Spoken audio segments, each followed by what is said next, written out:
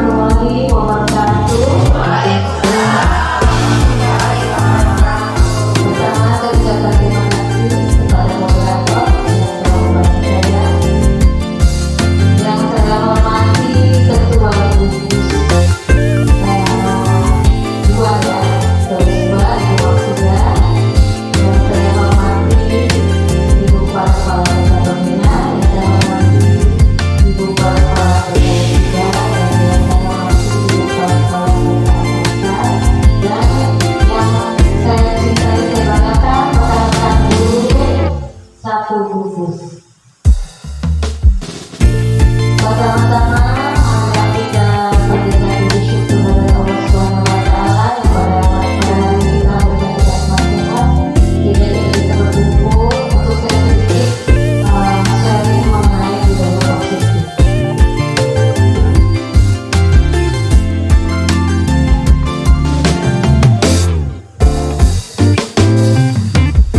Selamat datang, marilah kita sampaikan kepada junjungan kita Nabi besar Muhammad SAW.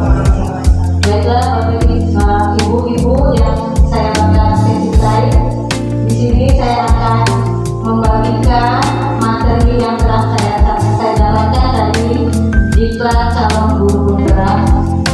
Di sini saya akan menyampaikan mengenai budaya positif. Sebelum saya sampai ke materi budaya positif, di sini ada koneksi antar materi.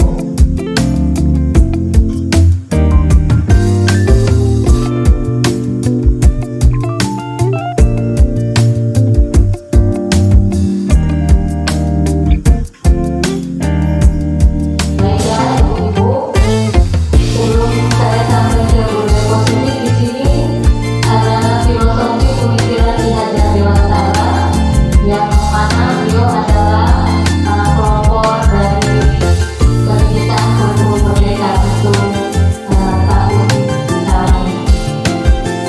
Menurut KHD atau Ki Hajar Dewantara, tujuan pendidikan yaitu menuntun segala kodrat yang ada pada anak-anak agar mereka dapat mencapai keselamatan dan kebahagiaan yang setinggi-tingginya, baik sebagai manusia maupun sebagai anggota masyarakat. Oleh sebab itu, pendidik itu hanya dapat menuntut tumbuh atau hidupnya kekuatan kodrat yang ada pada anak agar dapat memperbaiki lakunya, bukan dasarnya, hidup dan tumbuhnya kekuatan kodratnya. Dalam proses menuntut, anak diberi kebebasan, namun pendidik sebagai pamong dalam memberi tuntunan dan arahan agar anak tidak kehilangan arah dan membahayakan dirinya. Seorang pamong dapat memberikan tuntunan agar anak dapat menemukan kemerdekaannya dalam belajar. Anak juga secara sadar memahami bahwa kemerdekaan dirinya juga mempengaruhi kemerdekaan anak lain. Oleh sebab itu, tuntunan seorang guru mampu mengelola dirinya untuk hidup bersama dengan orang lain atau menjadi manusia dan anggota masyarakat. Selanjutnya di sini saya akan menjelaskan mengenai budaya positif.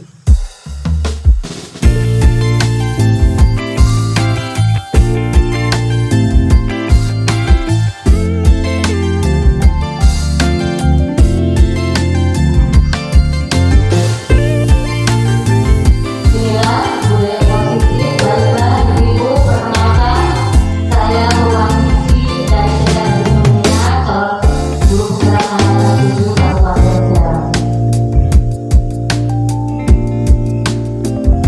Definisi disiplin positif yang pertama yaitu budaya positif yang pertama itu tentang disiplin positif dan nilai kebajikan universal. Di sini ada sedikit permainan Ibu ya. Anda dan teman Anda melakukan kegiatan coba buka. Anda adalah A. Tugas Anda adalah mengepalkan salah satu tangan Anda. Coba Anda bayangkan bahwa Anda menyimpan sesuatu yang sangat berharga di dalam kepala tangan Anda. Jadi kita tolong Ibu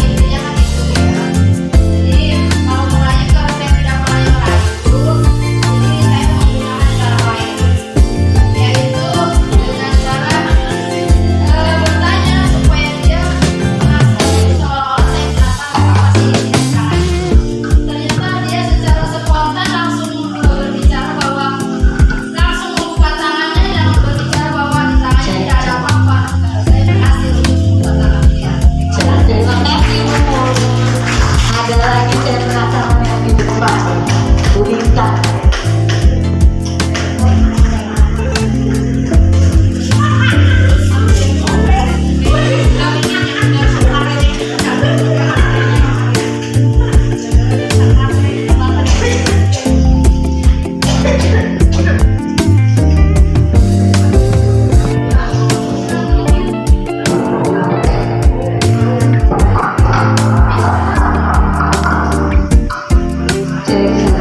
Terima kasih Bu Mus atas pendapatnya. Sekarang saya minta pendapat dari Bu Lita. Bisa Bu Sati kerayu nggak Bu Lita? Oh gimana? Coba silakan. Bismillahirrahmanirrahim.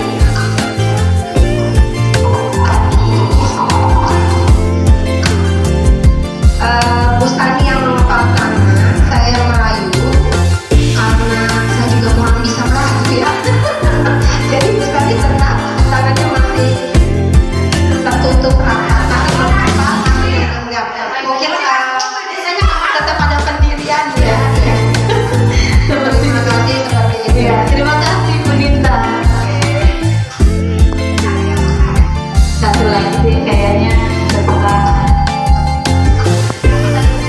ya, sebelum kan ada nggak? Bu Tika, tadi di mana? Hah? Kebuka nggak? Oh kebuka, coba silakan. Kenapa sampai kebuka? Ayo kenapa? Tes. Langsung aja ya Bu. Tadi saya sama teman saya Bu Titi yang cantik. Itu baru ngeliat saya aja udah dia udah teman-teman. Bagian saya mau, akhirnya dia saya lulus. Dan karena mungkin belum merasakan. Ya begitulah akhirnya dia termasuk dengan ayam saya terbuka. Tepuk tangan dong buat Bu. Terima kasih Bu Ida atas pendapatnya. Berarti ada yang terbuka dan ada yang tidak terbuka yang bisa diterapkan ke pendirian. Baiklah, saya akan coba buka jawaban saya. Yang pertama, apakah Anda atau B membuka kepala tangan Anda? Mengapa tidak ya? Apa alasannya membuka tangan atau tidak? Kedua, apakah Anda sudah menutup kepala tangan Anda? Tidak ya? Dalam kegiatan ini sesungguhnya siapa yang memegang kendali atau kontrol untuk membuka atau menutup kepala tangan? Jadi yang pegang kendali sebetulnya siapa? Yang dirayu apa yang merayu? Yang memegang kendali itu yang merayu apa yang dirayu? Oke, kita bisa. Oke, kemungkinan jawaban kita terhadap pertanyaan pertama dan kedua bervariasi antara yang bersedia membuka dan yang tetap bertahan menutup kepala tangannya. Pertanyaan ketiga, siapakah yang sesungguhnya memegang kontrol? Yang menutup kepala tangan atau yang berusaha dengan segala cara untuk membuka kepala tangan mereka? Oke, jawabannya tentu kita sendiri yang memegang kontrol atas tangan kita. Apakah kita membuka atau menutup kepala tangan kita? Itu bergantung pada diri kita masing-masing sesuai dengan kebutuhan dasar kita sendiri. Jadi yang memegang kontrol itu kita, bukan yang merayu. Jadi yang dirayu itu yang memegang kontrol. Seperti itu. Tepuk tangan. Teori kontrol.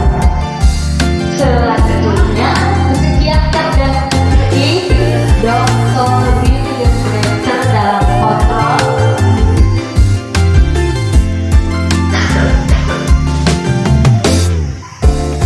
Dalam kontrol teori yang kemudian hari berkembang dan dinamakan choice teori, meluruskan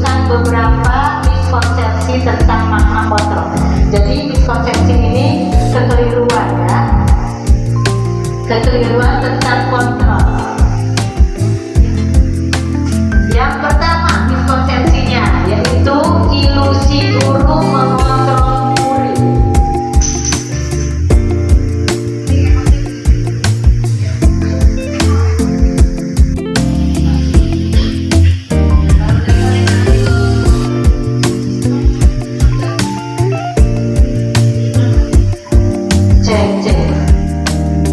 Pada dasarnya kita tidak dapat memaksa murid untuk berbuat sesuatu jikalau murid tersebut memilih untuk tidak melakukannya.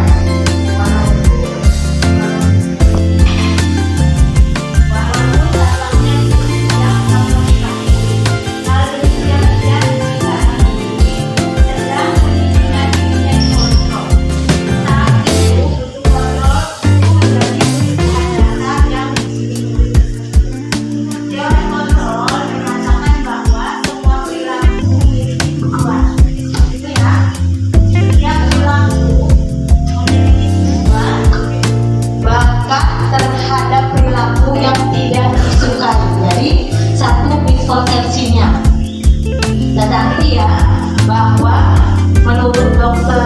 William Glasser, miskonsepsi yang satu adalah ilusi guru mengontrol murid. Yang kedua, ilusi bahwa semua penguatan positif efektif dan bermanfaat.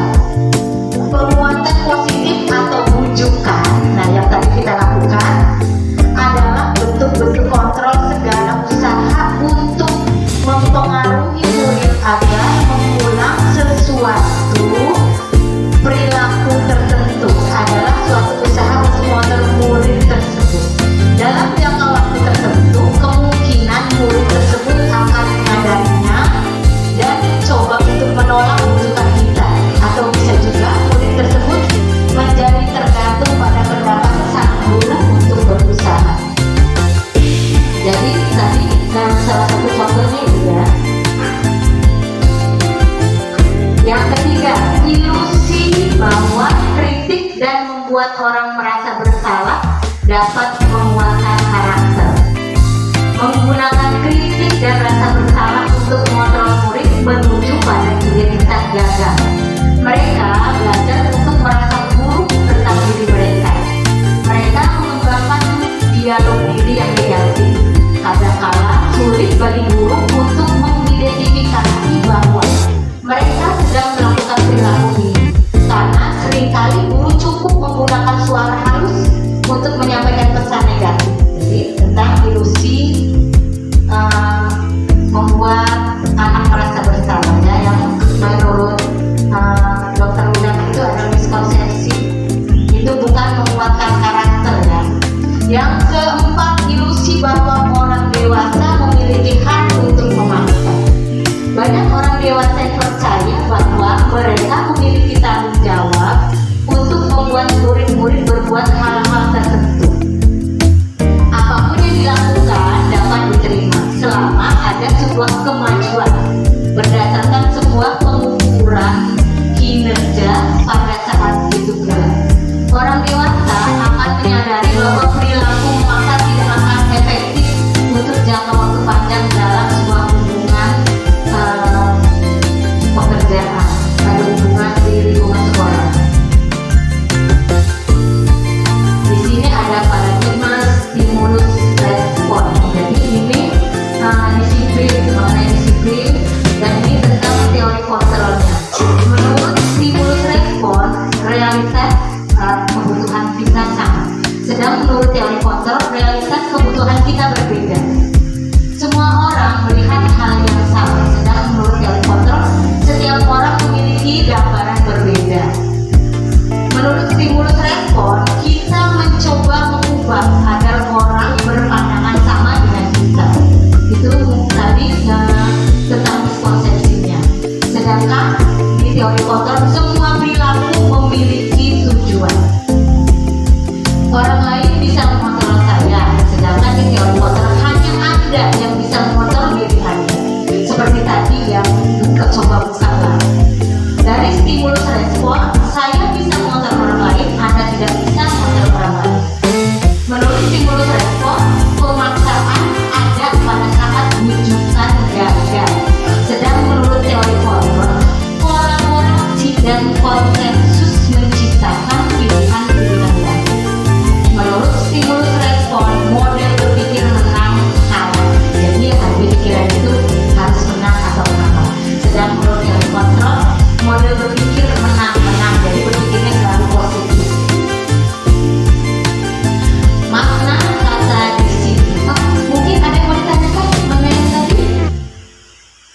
Lanjut.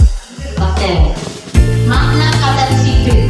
Ketika mendengar kata disiplin, apa yang terbayang di benak kita?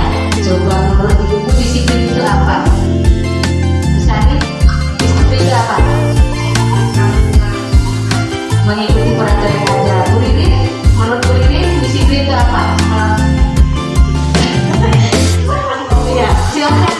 Menurut Bu Ririn, disiplin itu apa artinya? Oh, segala sesuatu yang dilakukan. Bunita, maka menurut Bunita arti disiplin itu apa? Disiplin itu nurut sama bu guru, sama peraturan. Disiplin, nurut sama guru, peraturan. Menurut Bumus, ada bisa nih. Menurut Bumus disiplin itu apa? Jangan baca hari di depan.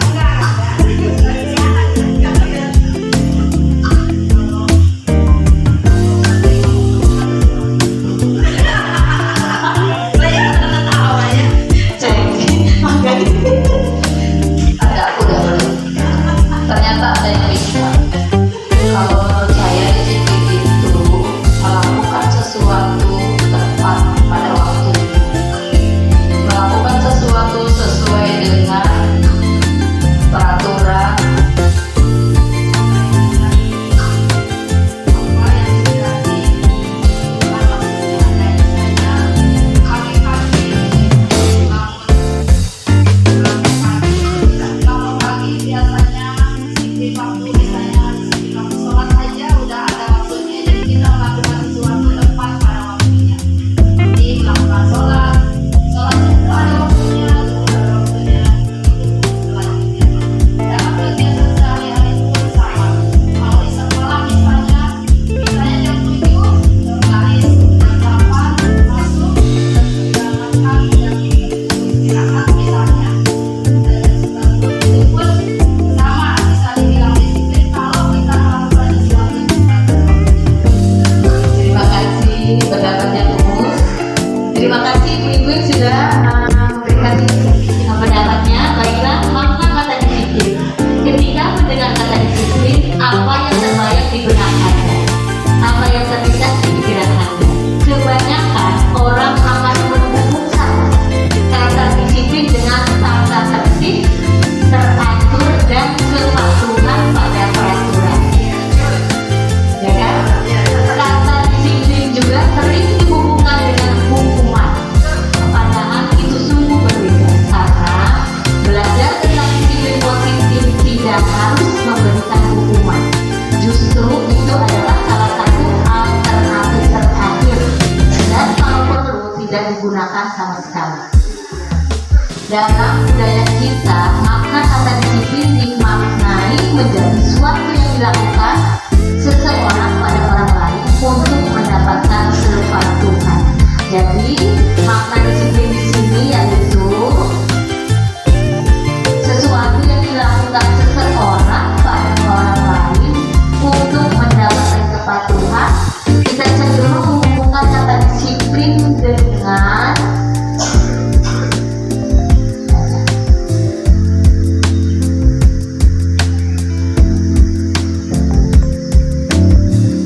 disiplin dengan tata tertib ya. Menurut Ki Hajar Dewantara menyatakan bahwa untuk mencapai kemerdekaan atau dalam konteks pendidikan kita saat ini, untuk menciptakan murid yang merdeka, syarat utamanya adalah harus ada disiplin yang kuat. Disiplin yang dimaksud adalah disiplin diri yang memiliki motivasi internal. Jadi motivasinya harus dari dalam diri, bukan dari luar dirinya, bukan pengaruh dari luar.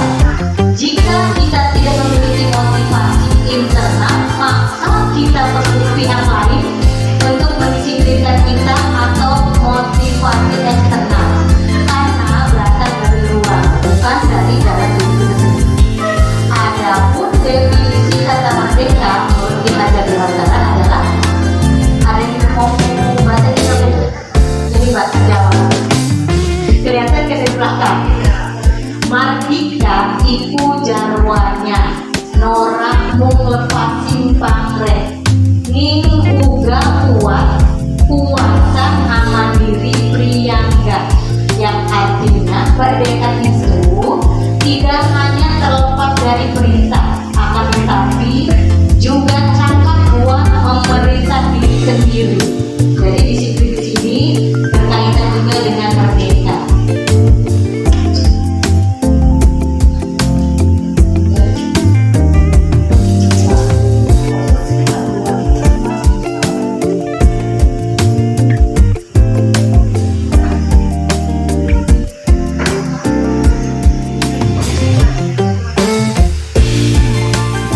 Disiplin positif. Menurut KHD dan dari Morgan, disiplin positif diartikan sebagai bentuk kontrol diri, yaitu belajar untuk mengontrol diri agar dapat mencapai suatu tujuan mulia. Tujuan mulia di sini yaitu nilai-nilai kebajikan. Penerapan disiplin positif sebagai upaya menciptakan anak-anak yang memiliki disiplin diri sehingga mereka dapat berperilaku dengan mengacu pada nilai-nilai kebajikan universal yang dilatar belakangi oleh motivasi intrinsik bukan ekstrinsik.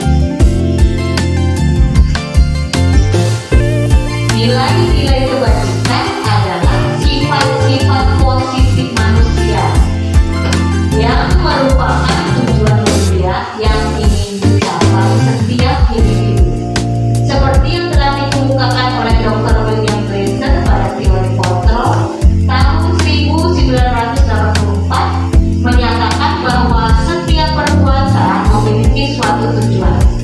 Dan selanjutnya Diane Dawson tahun 1998 mengemukakan bahwa dengan mengaitkan nilai-nilai kebajikan yang diyakini seseorang, maka motivasi intrinsik akan terbangun sehingga menggerakkan motivasi dari dalam untuk dapat mencapai tujuan mulia yang diinginkan.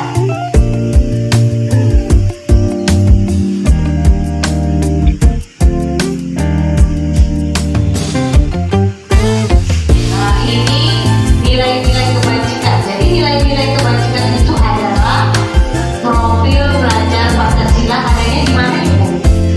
Profil belajar Pancasila ada di mana? Di kurikulum BK. Iya, ada di kurikulum merdeka. Jadi profil pelajar Pancasila ini adalah nilai-nilai kebajikan yang masuk dalam disiplin positif. Nilai-nilai kebajikan ini atau profil pelajar Pancasila yang pertama yaitu tidak apa ya Bu? Beriman, bertakwa kepada Tuhan Yang Maha Esa dan berakhlak mulia. Itu profil pelajar Pancasila yang pertama atau nilai-nilai kebajikan. Yang kedua, mandiri. Yang ketiga, bernalar kritis.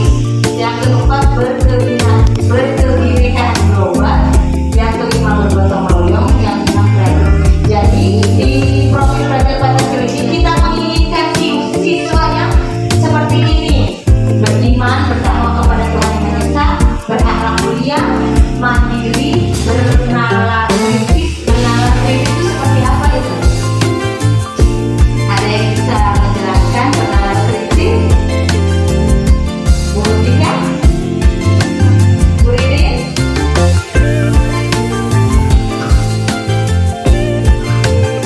Bernalar kritis itu kalau menurut saya, si anak ini mampu untuk berpikir dengan pendapat kritis dan mengungkapkan pendapat.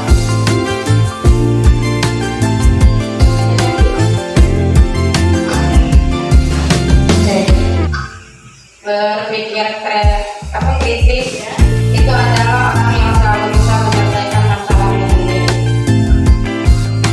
Lagi? Tetap bernalar kritis? Bukan ya? Betul?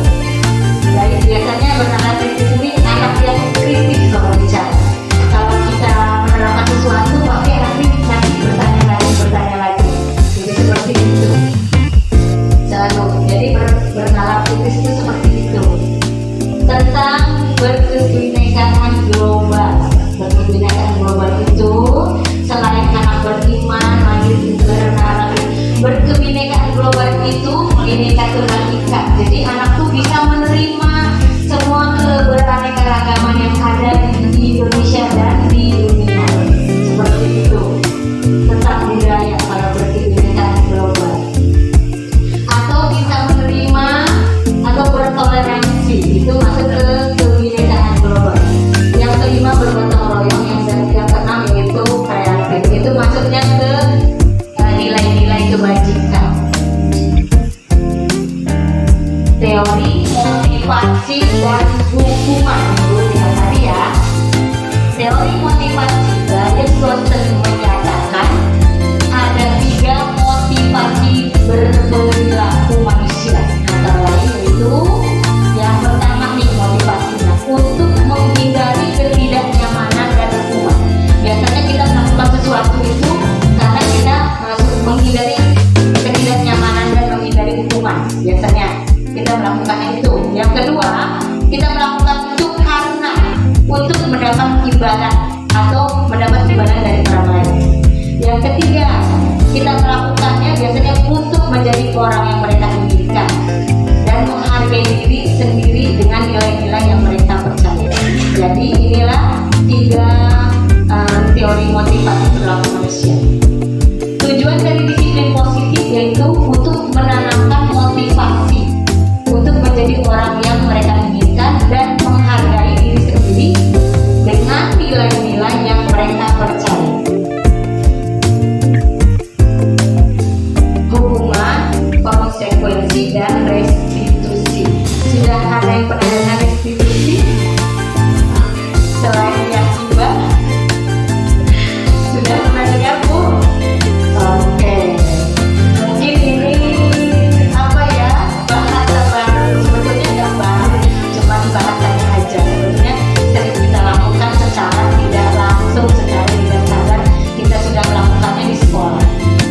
Hukuman, konsekuensi, dan restitusi dalam menjalankan peraturan ataupun keyakinan kelas.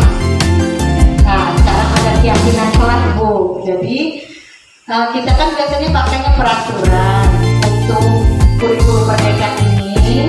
Kita dibiasakan untuk membuat keyakinan kelas atau diganti menjadi keyakinan kelas atau keyakinan sekolah. Bila mana ada suatu pelanggaran, tentunya sesuatu harus terjadi. Untuk itu kita perlu meninjau ulang tindakan penegakan peraturan atau keyakinan kelas atau sekolah. Nah, selama ini ya, tindakan terhadap suatu pelanggaran pada umumnya berbentuk hukuman atau konsekuensi. Dalam modul ini akan diperkenalkan program disiplin positif yang dinamakan restitusi. Ini kayak nama orang bukan ya? Bukan ya? Oh gitu ya. Saya pengen tahu konsekuensi dan hukuman itu apa bedanya? Siapa yang bisa memberikan jawaban? Hukuman dan konsekuensi apa bedanya? Silakan. Ya, kalau menurut saya hukuman itu adalah sesuatu yang awalnya sudah tahu ya, tetapi dilanggar. Jadi melanggar aturan makanya mendapatkan hukuman. Tapi konsekuensi itu adalah efeknya kepada setelah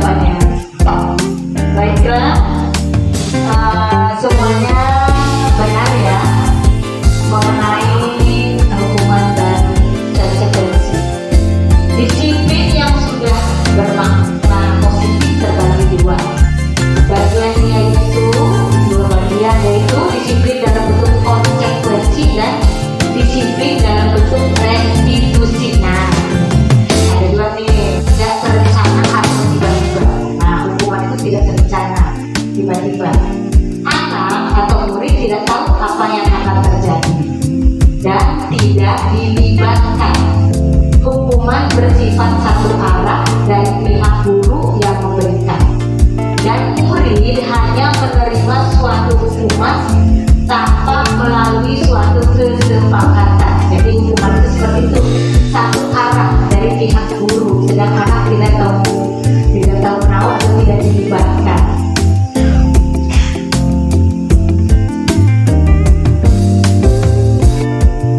Atau pengarahan dari pihak guru baik sebelum atau sesudah. Hukuman yang diberikan bisa berupa fisik maupun psikis murid atau anak yang disakiti oleh suatu perbuatan atau kata-kata. Sementara disiplin dan bentuk konsekuensi. Jadi kalau konsekuensi umumnya bentuk-bentuk konsekuensi dibuat oleh pihak guru atau sekolah, dan murid sudah mengetahui sebelumnya konsekuensi yang akan diterima bila hanya pelanggaran. Jadi murid sudah tahu nanti kalau melanggar konsekuensinya seperti ini. Sedangkan kalau hukuman itu sifatnya tiba-tiba atau spontan, tindakan dan sebelumnya. Pada konsekuensi, murid tetap dibuat tidak nyaman untuk jangka waktu pendek. Jadi tetap ada rasa tidak nyaman.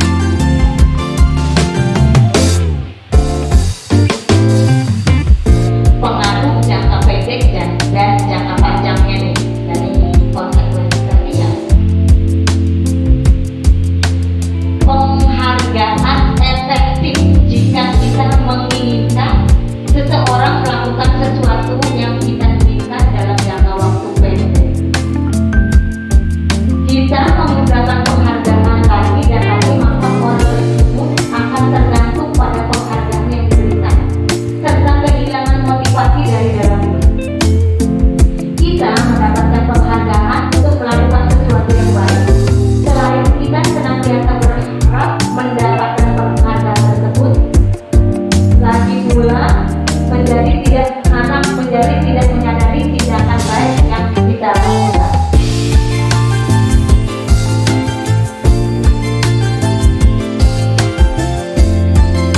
Ini hukuman dan penghargaan. Ya, di sini ada seorang ahli yang mengatakan hukuman dan penghargaan adalah nilai kita. Kita akan baca di sini. Hukuman dan penghargaan. Hukuman adalah bentuk pengendalian perilaku seseorang yang bersifat memaksa dan menyakitkan dengan menciptakan identitas gagal. Nah, jadi hukuman itu adalah pengendalian perilaku seseorang yang bersifat memaksa dan menyakitkan dengan identitas gagal. Sedang penghargaan adalah bentuk pengendalian, sama hukuman dan penghargaan. Penghargaan adalah bentuk pengendalian perilaku seseorang dengan suatu benda. Jadi menghukum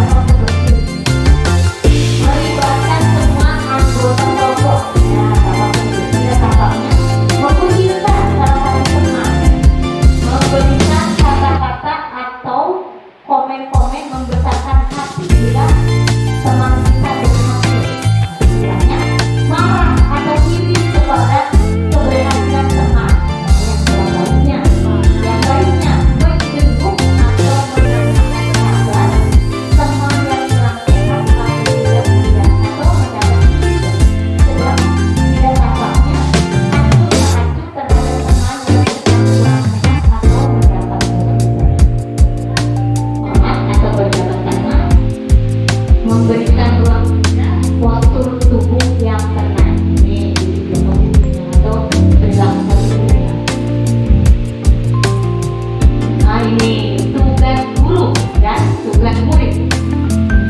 Tugas guru mengajar, tugas murid belajar. Tugas guru mendidik, tugas murid mencoba. Tugas guru menjawab pertanyaan, tugas murid menghasilkan yang terbaik dari diri. Tugas guru memberi nilai, tugas murid bertanya jika tidak paham. Tugas guru mengatur kelas, tugas guru dan murid mengikuti peraturan. Tugas guru menegakkan peraturan kelas di sekolah. Tugas murid menjalankan keyakinan kelas, mendengarkan dan lain-lain. Nah, yang bukan tugas guru nih, menyakiti atau disakiti, memaksa kamu untuk belajar, merapikan barang-barang murid, menyiapkan makannya untuk ciuman. Tugas guru juga tidak menyakiti atau disakiti ya, mengeluh, merusak barang pribadi orang lain, melakukan tugas guru lain. Seperti itu. Ada lagi apa nih? Memutuskan untuk tidak berbuat. Banyak banget kita lihat, alhamdulillah ya. Kebutuhan dasar manusia. 5 kebutuhan dasar manusia. Seluruh tindakan manusia memiliki tujuan tertentu. Semua yang kita lakukan adalah usaha terbaik untuk mendapatkan apa yang kita inginkan.